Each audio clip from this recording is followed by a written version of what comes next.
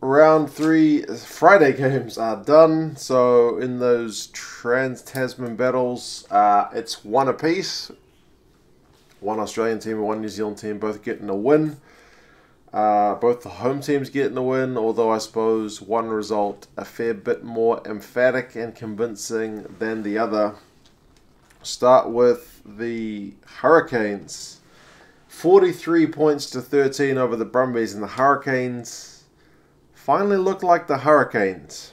It's been a pretty, I guess, lackluster start to the season.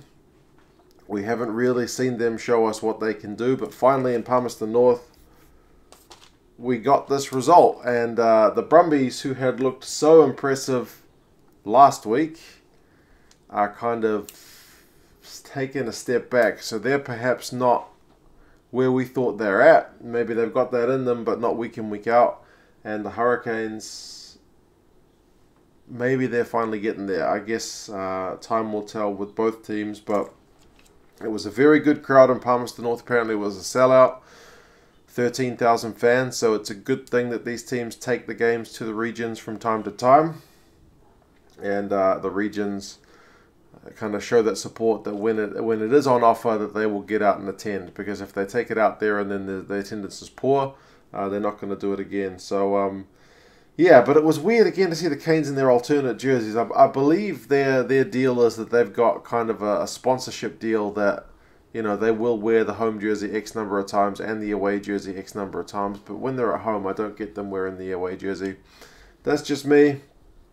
There was no jersey clash, so it was a bizarre one. The first half was just all turnovers. They just kept turning each other over. And to be fair, a fair bit of that time was spent in the Brumbies half. And the Canes would attack and get turned over and get out and then turned over, but Brumbies couldn't keep the ball. The Canes would get penalised, the Brumbies would kick the ball up the field, try to attack and get turned over. It was just, yeah, back and forth like that. Coles actually got the first try. It was a little intercept from a loose ball, and he put the hammer down, 7-0. Laumape got his try down the right wing a couple of minutes later from Tia. I think it was Ta'aso. Yeah, 14-0 pretty early on after 12, 14 minutes. Fainga got his try from a maul, which seemed to be going pretty slowly, but they managed to finally get over the line after 20 minutes. That was 14-5. Coles went over with a real winger's effort, kind of diving one-handed, dotting the ball down. Should have had number 11 on his back for that try from a little Perinara snipe. And then, yeah, that's how it kind of was at halftime. 19 points to 8. So kind of the Hurricanes in charge, but not out of touching distance, because there was a penalty there for the Brumbies as well. So, yeah, the run meters in the first half were 305 to 175. So the Canes were doing all that work with the ball, but the penalties conceded was 7-2. So the Canes were conceding penalties, and that was able to kind of piggyback the Brumbies their way up the field. Second half, Canes kicked a penalty 22-8. Laumape, he bumped off 2 people to score a try in the right corner. I think it was Banks and, was it Lucas? 2 guys went in to tackle him, and he just, almost like a Marvel movie, bumped both of them away with kind of superhuman strength. Not that they're the biggest guys, but still, it was pretty comical. 29-8. 5 minutes later, Laumape got another try from a Proctor. I think it was an intercept, and yeah, 36-8. It was looking pretty hairy. Then Pocock got yellow carded for tackling a player without the ball. Seemed a wee bit harsh, but I mean, I suppose when the other teams are on the attack and you do something to stifle their play, it's going to be looked at harshly by the refs. But during that yellow card, the Brumbies didn't concede any points. So they finally had a good period of play. And they actually managed to score a try to right. So, yeah, that was a little offload. And 36-13, still looking pretty one-sided. And just to kind of finish things off, James Blackwell got his try from some loose hands from the Brumbies, just trying to make it a bit more respectable. So 43-13 is how it finishes. Pretty messy. for the Brumbies, but pretty good effort from the Canes. They'll be pleased. Someone like Laumape was able to get a hat trick. Coles was able to get 2 of his own, so he is looking right at home in that Brumbies jersey, Hurricanes jersey. But yeah, don't know what else to do. The ref was changed at half-time, so that's perhaps died the penalty count down a wee bit. The Canes were just doing some of their, I want to call them sneaky little passes, either out the back or from the side, like ones that you couldn't really read it. So they'd obviously be working on some of those plays, and they seem to stick this week. Laumape showed good power. If you are a Brumbies fan, the scrum was on top. They won a lot of scrum penalties. They weren't able to do that much with it, and if you're a Hurricanes fan, that's a wee bit concerning. Because the Brumbies pack's good, but it's not the best pack in Super Rugby, I wouldn't have thought. And yeah, they were conceding a lot of penalties there, so that's, I guess, one dampener on such a big victory. And like I said, the Brumbies won the yellow card 5-0.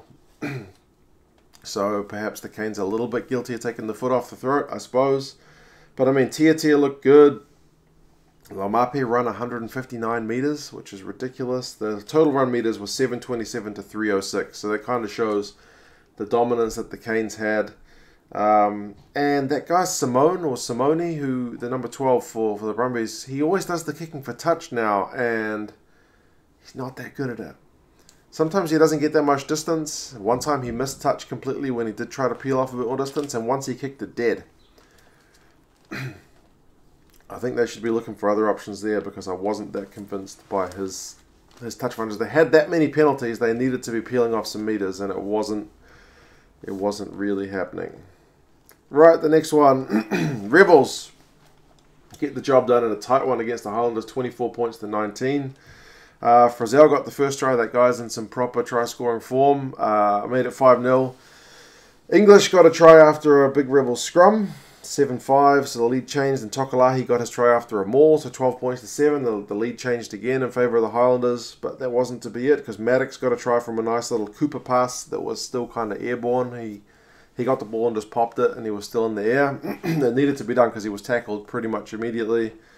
So yeah, 14-12, and then English got a try from Meeks' little return ball back on the inside. And the Rebels were doing a lot of these little balls back on the inside, and sometimes it was finding a bit of space. It was flat. That made it 19 points to 12 at halftime.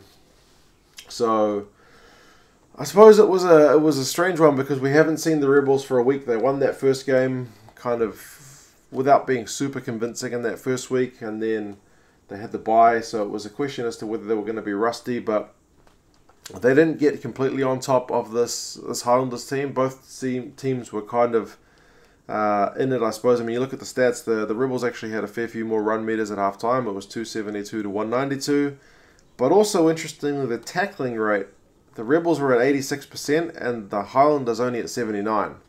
And they're kind of known for their tackling. And it wasn't really happening for them in this game. Second half, Meeks got his try on the 43rd minute. A pretty lucky bounce from it was a really good little kick through from Quade Cooper. That guy's in proper form. He's hit the ground running for the Rebels. And Gatland, man, the ball just didn't sit up for him, and Meeks went and kind of got it like a gift. It made it 24 points to 12. But from then on, the Rebels just kind of seemed to be in hold-on mode. They didn't really try to push the game or attack the Highlanders that much, and it was a lot of Highlanders putting pressure on, but then the game kind of went a bit scrappy. There were a lot of errors. Guys leaving the ball behind from these little inside balls. Both sides were doing that. But Hemop got a try on 63 or 64. That was after the Rebels had given away a couple of penalties. That made it 24-19. That was the final score, although there was one almost try from Frizzell. He lost the ball forward, or kind of Ruru knocked it out of his hands right as he was going in to score. Hodge missed like a 49-meter penalty at one point. I think that was around the 65, 66 minutes. And that was kind of the mindset the Rebels were in. Like, we're not attacking, we're just trying to hold. And he missed that penalty as well. So it did make it a pretty tight finish for them. a wee bit disappointing for the Rebels not to kind of push on them. And they still got the result. It's beating a Kiwi team, so that's always welcome. But, I mean, you look at the numbers in the second half. So possession and territory overall for the game, the Rebels had 37% possession and 40% territory, which is a wee bit under the pump and not what the Highlanders are known for doing. It's used to being the other way around. But they kind of switched roles, and Aaron Major has said the Highlanders are going to be getting more possession and territory, and that proved true. But in the second half, the Rebels had 23% possession and 19% territory. So they were just giving the ball back to the Highlanders, which is paid off, but it was a pretty slim margin. They could have easily lost that game, to be fair. Although, credit to the Rebels for their tackling, 88%, 117 tackles. Highlanders, again, 79 tackles at 81%. A little bit up from the first half, but perhaps, not what they're kind of known for doing. So, it is a victory for the Rebels. It's a home victory over a Kiwi team, as I said, so it's pretty good. But you kind of have to wonder how many points are like Luke Whitelock, Aaron Smith, Ben Smith, all these guys who were rested, how many points are they worth? Are they worth 5 points? Probably with a few more. So, yeah, what they could have done if they'd had their big guns, I guess we'll never know, but you think it might have been a costly one for the Highlanders, although all the New Zealand teams are in the same bucket that they've got to rest their All Blacks. The Blues, fortunately, don't have that many All Blacks to rest, so it's not such a big deal, but yeah, for a lot of the New Zealand teams, it's going to be a factor in the way their season goes. So the Rebels get the victory. Job well done. 4 tries to 3. I suppose they'd be upping their conversion kicking rate. Quade Cooper did hit the post with 1 as well. If they'd kicked a couple more conversions, it would have been beyond a doubt, but all that penalty. So, yeah, 2 interesting results. It sets things up nicely going forward. We've got a lot of South African teams in action today or tonight here in New Zealand. But starting off, Chiefs and Sunwolves are going to be getting the evening cracking as well. So, yeah, you guys let me know your thoughts on these games. How did you think they went? Key performers, kind of key moments. And, yeah, I'll talk to you again soon. See you later.